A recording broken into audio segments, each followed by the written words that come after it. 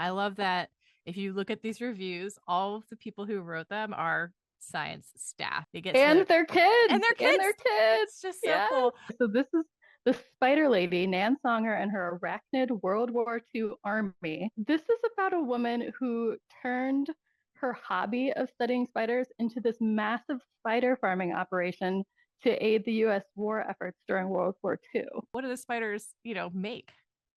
So the spiders weave this silk that's like predictably thin and strong, and they actually used it for manufacturing crosshairs for things like guns and bombs and periscopes. So you need something that's like 1/10,000th of an inch in diameter for crosshairs, and I guess Ah, that spider silk meets this criteria. next, this one I actually would love to check out. This is about Rube Goldberg. This book has kind of like an unwieldy title, which I feel like is kind of appropriate for Rube Goldberg. So the title is Smash, Crash, Topple, Roll, The Inventive Rube Goldberg, A Life in Comics, Contraptions, and Six Simple Machines. It's part biography of Rube Goldberg, who was this cartoonist at the turn of the 20th century. It kind of breaks down typical Rube Goldberg machines, and then it also explains kind of the physics behind simple machines like levers and Hmm. pulleys and wedges. Okay. And so that's kind of for like young primary school students. Yeah, I think that's for ages 8 to 12. The last one, I think this is a question a lot of us, not just children, have.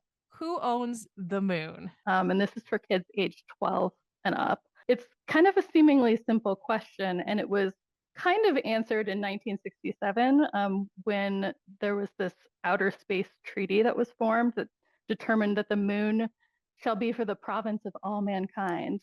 But there's kind of bigger Yeah. questions in there. So where does the Earth end and space begin? In other words, Hmm. where does the treaty take effect? And if there is an accident in space, who's liable? And if an Right. astronaut is hurt or gets into trouble, who's responsible for going to get them? Yeah. And this is So definitely something that people are going to care more and more about in the next few decades.